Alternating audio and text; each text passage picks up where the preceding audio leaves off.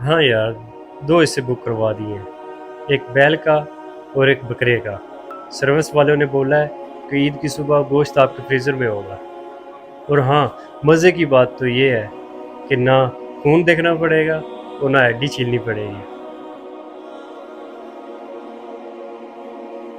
भाई अब कुर्बानी भी डिजिटल हो गया है और जज्बात ऑनलाइन, और तो और ऐप पर अब नियत का बटन भी आता है। चल ठीक है यार, अब मैं फ़ोन रखता हूँ। तुम लोग जानवर नहीं लाए? अजान के वक्त अल्लाह अकबर बिस्मिल्लाह किसने कहा? चाचा जान, ये अब सब कंपनी वाले करते हैं। सब कुछ शरीयत के मुताबिक होता है। हम बस पैसे देते हैं और गोश्त आ जाता है। बेटा गोश्त आ गया, मगर तुम्हें मालूम भी नहीं तुम्हारे नाम का जानवर कैसा था, कैसे लेटा था, कैसे ज़िबा हुआ था। तुमने कुछ कुर्बान नहीं किया, बस खरीदा है।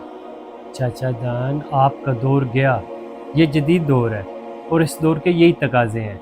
मकसद है गोश्त बांटना और इसे हम पूरा कर रहे हैं। अफसोस है जदीद नस्ल पर, इबादत के मकासद ही भुला बैठी है। फिर दुआ देने के बजाय कंपनी वाले पूछेंगे कैसी रही हमारी सर्विस, और वो उसे क्या बोलते हैं, हाँ रिव्यू। जुनेद बेटा, मेरा मकसद था तुम्हें समझाना, मेरी बातों पे गौर करना। चाचा जान, अब ऑर्डर हो चुका है, कैंसिल करने पर चार्जेस पड़ेंगे। बड़ा होने के नाते मेरा फर्ज था तुम्हें समझाना, अब इस पर अमल करना ना करना तुम्हारी मर्जी। ईद कुर्बान करीब है। मेरे भाइयों, कुर्बानी एक इबादत का नाम है, ना कि सिर्फ गोश्त जमा करने का ज़रिया। अगर दिल से ताल्लुक़ ना हो, अगर जानवर से शफ़क़त ना हो, दुआ के साथ ज़िबा ना हो, तो ये महज एक सर्विस है, कुर्बानी नहीं।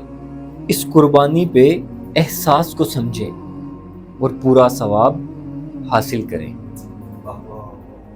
उम्मीद करता हूँ कि आप लोग आज के इस खुतबे से फैज़ ज़रूर हासिल करेंगे और कुर्बानी के हकीकी मकसद को समझेंगे। रेडी हो जो, मंडी जाना है।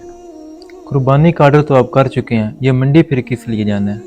चचा को तो मैंने रस्मी जवाब देकर दिल की तसल्ली कर ली थी, लेकिन मौलवी साहब की बातों ने मुझे झंझोड़ के रख दिया। हमने बहुत आसानियाँ खरीद ली हैं, शायद इसीलिए हम कुर्बानी का मकसद भूल गए हैं। लेकिन अब हम मकसद को पूरा करके रहेंगे और खुदा का शुक्र है, सिवा पे शुक्र करें और अल्लाह पाक सबको हिदायत दे। आमीन।